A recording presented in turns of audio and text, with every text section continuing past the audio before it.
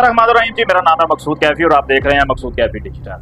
नाज़रीन, कसूर का इलाका है जी, रुकनपुरा थाना है जी, बी डिवीजन कसूर, जहां पर एक आज सुबह सवेरे दिलखराज वाकया रिपोर्ट होता है। इतला मिलती है कि एक बेकरी मालिक खलील नामी जो शख्स था और उसके साथ एक मुलाजम को नाहक कत्ल कर दिया गया है और 3 दिन बाद उसकी जो नाश है वो टुकड़ों में मिली है बेकरी के अंदर से। असल में ये माजरा क्या था, इस पर पहले भी मैं एक वीडियो डाल चुका हूँ, लेकिन उस वक्त इफेक्ट मुकम्मल नहीं। अब मुकम्मल इफेक्ट के साथ मैं आपकी खिदमत में हाजिर हुआ हूँ और आपको बताऊंगा कि इसमें हुआ क्या है, ये मर्डर किए क्यों गया। असल में होता ये है कि बेकरी मालिक है जो वो खलील, उसके पास 6 से 7 मुलाजम थे जो बेकरी का कारोबार कर रहा है और वो उसके साथ काम पर लगे हुए थे। इनमें से 3 जो हैं शबीर वगैरह एडवांस रकम मांगते हैं खलील से कि 1,85,000 रुपये हमें एडवांस रकम की सख्त ज़रूरत है, वो हमें दें।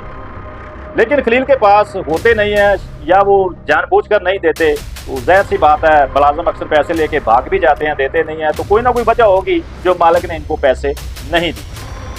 अच्छा, ये क्या करते हैं कि इस्लाह कर लेते हैं, मशवरा कर लेते हैं तीनों, और 1,85,000 ना देने पर ये जनाब मालिक का कत्ल का मनसूबा बना लेते हैं। जब मारने लगते हैं तो एक मुलाजिम जो खलील के साथ मर्डर हुआ है वो मालिक के साथ मिल जाता है, वो उसका साथ देता है और ये आपस की इनकी हाथापाई होती है बेकरी के अंदर ही, जहाँ पर ये एक दूसरे के दस्तों गिरेबान होते हैं। और उसके बाद वो ज़्यादा थे, उन्होंने खलील पर पे दर पे वार करके उसको ठिकाने लगा दिया और साथ जो मुलाजिम था उसको भी मार दिया, इस डर की वजह से कि हम पकड़े ना जाएं, ये बता ना दे किसी को।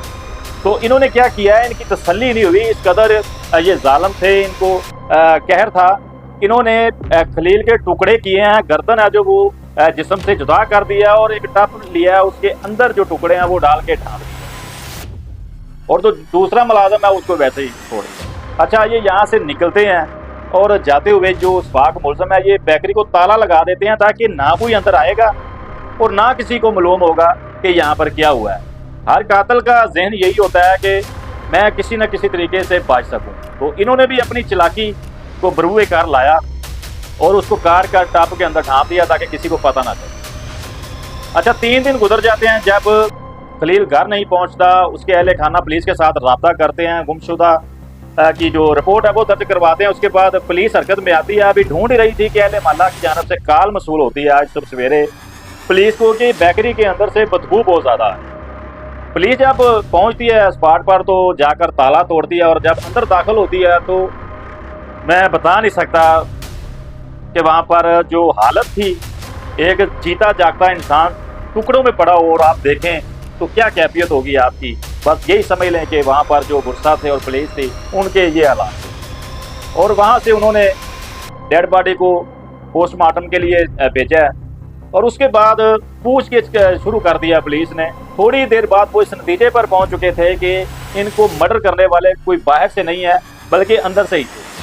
तमाम जो हकायक थे मौका पर स्पॉट पर जो शवाहिद मिले हैं उससे यही लगता था कि ये आपस में ही इनका कुछ हुआ है। तो पता जो करने पर मालूम हुआ कि 3 लड़के फरार हैं, काम करने वाले वो सामने नहीं हैं। जब उनको ट्रेस किया गया, उनको पकड़ा गया, तो फिर तोते की तरह वो बोलना शुरू हो गया कि हमने सिर्फ इस मकसद के लिए हमने पैसे मांगे, इसने पैसे देने से इनकार किया और हमने जनाब इनको मर्डर कर दिया।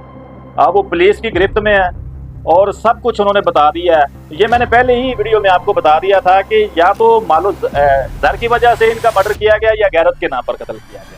तो मेरी बात सच हुई है, इनको मालो ज़र की वजह से ही मर्डर किया गया है, जो कि इंतहाई अफसोसनाक अमल है। चंद पैसों की खातर इन्होंने एक घर उजाड़ दिया है, एक दूसरा घर उजाड़ दिया है, बल्कि उनके जो आगे पीछे बहुत ज़्यादा लोग होते हैं। ये एक शख्स कत्ल नहीं होता, पूरा खानदान ही कत्ल हो जाता है।